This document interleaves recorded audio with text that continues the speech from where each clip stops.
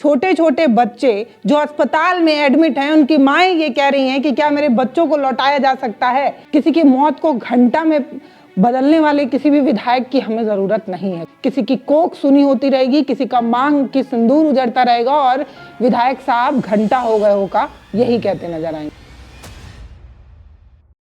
पानी पीकर लोग मर रहे हैं और सवाल पूछने पर मंत्री जी गरिया रहे हैं। तो क्या कहना है पल्लवी जी आपका इस पे? जिस तरीके से ये सोशल मीडिया पे वायरल हुआ है ये वीडियो, आपने देखा होगा, तो क्या आपका क्या सोचना है, आपका क्या मानना है? ये भारतीय जनता पार्टी के मंत्री जी हैं, क्या मानना है आपका इस पे? ये घटना बहुत ज्यादा शर्मनाक है। इसलिए भी शर्मनाक नहीं है कि एक पत्रकार को डांटा या फटकारा गया है, शर्मनाक इसलिए है क्योंकि ये एक बड़े मंत्री हैं, इन पर बड़ी जिम्मेदारी है और जिस जिम्मेदारी के लिए इन पर सवाल पूछा गया है उस जिम्मेदारी का जवाब देने की बजाय ये कह रहे हैं कि घंटा होकर आए हो क्या। एक संस्कारी पार्टी के संस्कारी विधायक लोग इस तरीके का जवाब दें तो किसी सड़क छाप लड़के से क्या उम्मीद की जा सकती है। बच्चे छोटे छोटे बच्चे जो अस्पताल में एडमिट हैं, उनकी माएँ ये कह रही हैं कि क्या मेरे बच्चों को लौटाया जा सकता है। उस दर्द उस पीड़ा को एक विधायक नहीं समझ पा रहा है और इस तरीके की बात कह रहा है। जब उनसे ये पूछा गया कि 14 लोग मर गए, आपने मुआवजा देने की बात की थी, मुआवजा नहीं मिला। ये वो सवाल हैं जो सवाल किसी से भी पूछा जा सकता है जिसके ऊपर जिम्मेदारी है। अब चोरी होगा तो चपरासी से सवाल पूछा जाएगा। अब चपरासी पलट कर इस तरीके की चीजें कहने लगे। वैसे ही एक विधायक जिस पर जिम्मेदारी है इस चीजों की, जिस क्षेत्र में बच्चे हैं उसी क्षेत्र के वो विधायक हैं। 14 बच्चों की वो कह रहे हैं हमारे पास तो इतने की जानकारी ही नहीं है कि इतने लोग गए। उनसे ये पूछा गया कि पैसा मुआवजा देने की बात हुई। ये वो सवाल हैं जो सवाल शायद उन्हें अच्छे नहीं लगे, इसीलिए उन्होंने सवाल का जवाब देने की बजाय अपने संस्कार जो है वो झलका दिए। तो जी आपको क्या लगता है मंत्री जी इसके पीछे कुछ छुपा रहे हैं? क्या कोई चाल है भारतीय जनता पार्टी की? यही वो सवाल है जिस सवाल को छुपाने की कोशिश है। आप सोचिए कि 8 बार, 1-2 बार नहीं 8 बार जो इंदौर है वो सबसे साफ सिटी जो है वो घोषित हो चुका है, बार बार इसे अवार्ड मिल चुका है। तो जो इलाका, जो शहर 8 बार स्वच्छता में नंबर 1 है, ये कौन तय कर रहा है? कौन तय करता है कि कौन सा इलाका सबसे ज्यादा स्वच्छ है? मुख्यमंत्री जी तो कहते हैं हमेशा बड़े मंचों से कि इंदौर एक बार आप आके घूमिए। हाँ, तो मतलब ये स्वच्छता का पैमाना क्या है? ये स्वच्छता किस आधार पर तय होती है? वहां के पानी से बदबू आ रही है, पानी का कलर बदलता है, सीवर और जो ड्रेनेज सिस्टम है वो इतना खराब, इतना कंडम है कि नाली का पानी बच्चे पी रहे हैं, बीमार पड़ रहे हैं और उससे 14 लोगों की हो जा रही हैं और उस शहर को 8 बार जो है वो स्वच्छता में नंबर 1 पर रखा गया। अब कोई सवाल ये पूछ ले कि ये पैमाना तय करने वाला कौन है जो किसी शहर को सबसे ज्यादा स्वच्छ भी बता रहा है, और उसकी दूसरी सच्चाई ये है कि उसी स्वच्छ शहर का पानी पीकर बच्चे रहे हैं। इसका मतलब तो ये है कि किसी विधायक को खुश करने के लिए या किसी को खुश करने के लिए ये जो विभागीय टीम आती हैं या जो जांच करने वाली टीम आती हैं वो जेब में मोटा रकम रखकर किसी भी सिटी को स्वच्छता के आधार पर पैमाना करके उसको बेस्ट सिटी और उसका अवार्ड देती है। नहीं तो आप सोचकर देखिए कि कोई चीज जो नंबर 1 है वो किस आधार पर है? क्या सड़कें चमचमा रही हैं इस आधार पर उसे स्वच्छ बताया जाता है?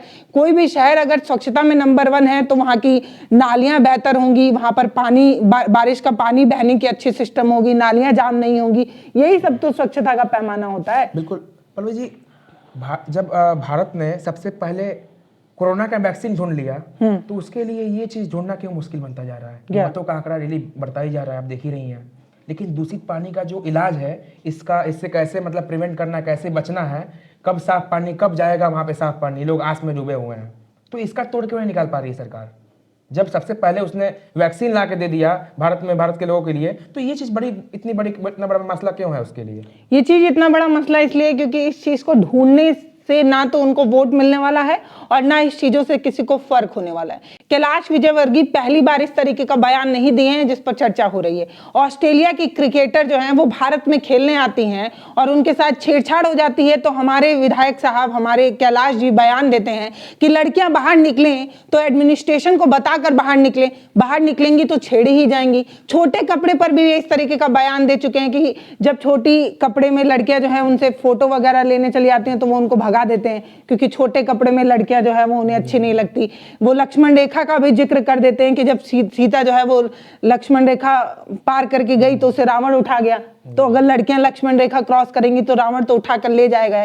तो मतलब ये भाजपा के वो वाले विधायक हैं जो अपने सिस्टम पर सवाल कभी नहीं कर सकते। ये लड़कियों को प्रोटेक्शन नहीं देंगे, अपने प्रशासन से सवाल नहीं करेंगे कि इतनी मोटी तनख्वाह पुलिस वालों को क्यों दी जाती है जब ये महिला सुरक्षा नहीं दे पा रहे हैं। ये पुलिस से नहीं सवाल करेंगे, ये लड़कियों को ही कहेंगे, क्योंकि लड़कियां लाली लिपस्टिक लगाती हैं, छोटा कपड़ा पहनती हैं, घर से बाहर निकलती हैं तो छेड़ी जाएंगी, उठाई जाएंगी, उनके साथ रेप वगैरह हो जाएगा।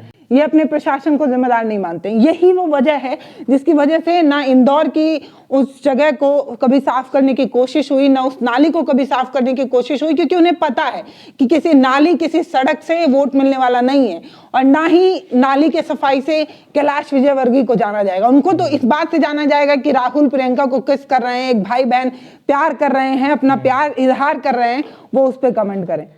लेकिन अब तक कैलाश विजयवर्गीय का इस पे माफीनामा या फिर कोई ऐसा पोस्ट जिससे साफ जाहिर हो सके कि उनको पछतावा है, उनको क्यों नहीं आया? अरे भाई, इस तरीके की चीजें इसीलिए की जाती हैं ताकि मीडिया में टीआरपी बनी रहे। अगर आप इस तरीके का विवादित बयान नहीं देंगे तो आप पर लोग चर्चा ही क्यों करेंगे। और लोग कहते हैं ना कि बदनाम हुए तो क्या हुआ, कम से कम नाम तो हुआ।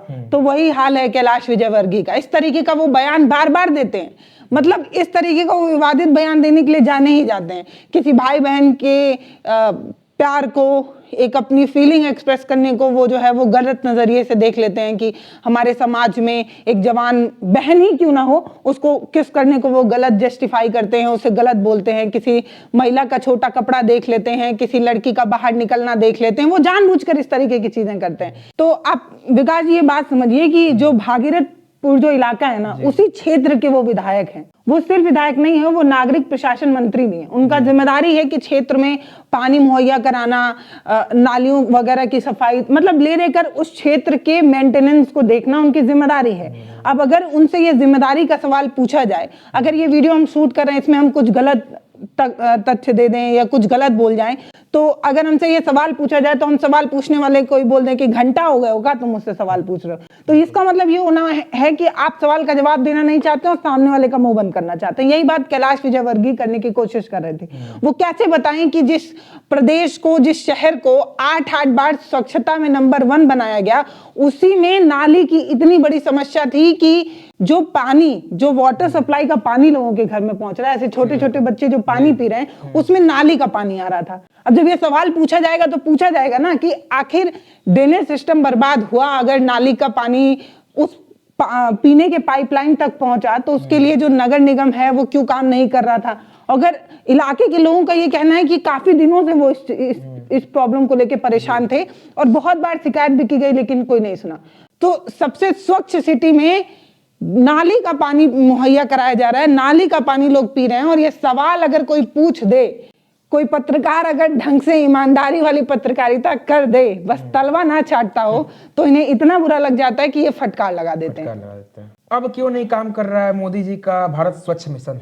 अब कहाँ गया मोदी जी का भारत स्वच्छ मिशन? अरे यार, ये तो वो सवाल है जिस सवाल का जवाब मुझे लगता है कोई दे नहीं पाएगा। Make in India, skill India, पता नहीं कौन कौन सी इंडिया, स्वच्छता अभियान, स्मार्ट सिटी और पता नहीं ट्रिलियन बिलियन इकोनॉमी, ये वो सारी चीजें हैं जो चुनाव के पहले लोगों को दिखाया जाता है। मतलब एक ऐसा सपना दिखाया जाता है कि आप बस हमें दे दीजिए, हम जो है वो इसको अमेरिका बना देंगे, कोयटो बना देंगे, इसको ये बना देंगे, उसको वो बना देंगे, और आप उस सपने में डूब जाइए और जो है वो वोट कर दीजिए। यहाँ सवाल ये है ना कि कई लोगों का परिवार बिखर गया। एक माँ का मैंने वीडियो देखा, मतलब इतना मार्मिक करने वाला वीडियो था। उनके घर में भैंस या गाय किसी का दूध आया, दूध काफी गाढ़ा था और उनका बच्चा नवजात था। तो उन्हें पता था कि वो गाढ़ा दूध वो बच्चा पचा नहीं पाएगा, तो उन्होंने पानी मिलाया उस दूध में, पानी मिला के अपने बच्चे को पिलाया, जो नवजात बच्चा था। उस बच्चे का उस दूध पीने की वजह से जो है हालत बहुत गंभीर हुई, शायद भी हो गई। अब वो माँ इस बात को लेकर रो रही है कि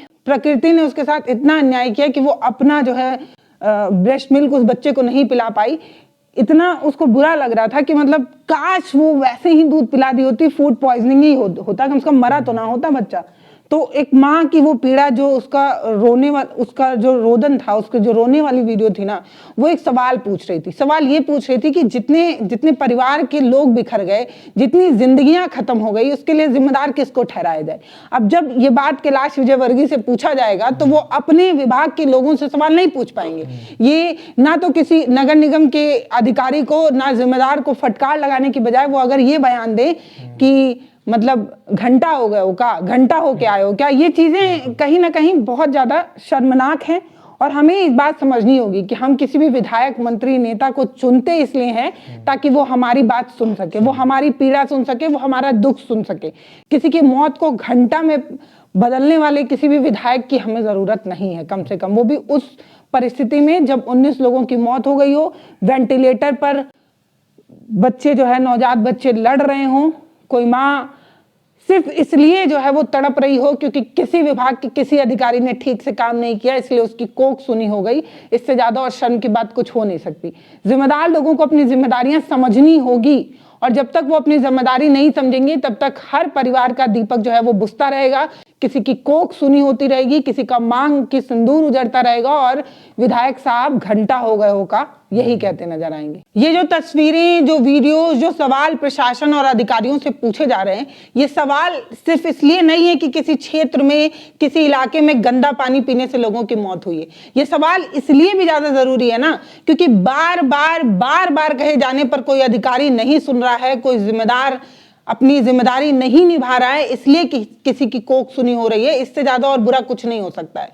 इसीलिए कहा जाता है कि किसी दारू या किसी 500 रुपए या किसी मुर्गे पार्टी पर जब आप वोट देने लगेंगे, या किसी बहलावे में, किसी फुसलावे में, किसी राष्ट्रवाद और किसी हिंदू राष्ट्र पर जब आप वोट देने लगेंगे और अपने मुद्दे भूल जाएंगे, तब इस तरीके की चीजें होंगी। अब आप कहेंगे कि इतनी बड़ी चीजों पर, इतनी बुरी खबर पर मैं इस तरीके की बात क्यों कह रही हूं। मैं इसलिए कह रही हूं कि एक नगर निगम का एक कार्यकर्ता, एक अफसर या एक जिम्मेदार आदमी अगर अपना काम नहीं कर रहा है और उसको इस बात का डर नहीं है कि वो अपना काम नहीं करेगा तो उसकी नौकरी छिन जाएगी, इसका मतलब ये है कि वो ये जानता है कि आगे आने वाले समय में भी उसे इस चीज पर कभी जो है वो तौला नहीं जाएगा, इस कसौटी पर कभी कसा नहीं जाएगा कि वो अपना काम नहीं करता है, इसलिए उसे जिताया ना जाए। इसीलिए बार बार कहा जाता है कि कोई भी चुनाव हो, आप ये समझिए कि सामने वाला कौन है और उसे क्यों चुनना चाहिए। फिलहाल जो भी कुछ हो रहा है भागीरथपुरा में, वो बहुत ज़्यादा शर्मनाक है। हमारी संवेदना उन परिवारों के साथ है जिनके अपने वेंटिलेटर पर हैं, अस्पताल में गंभीर हालात में लड़ रहे हैं। हम भगवान से प्रार्थना करेंगे कि वो जल्द से जल्द स्वस्थ हो। अपने हिस्से का सवाल आप जरूर पूछिए ताकि भागीरथपुरा जैसी घटना दोबारा ना हो।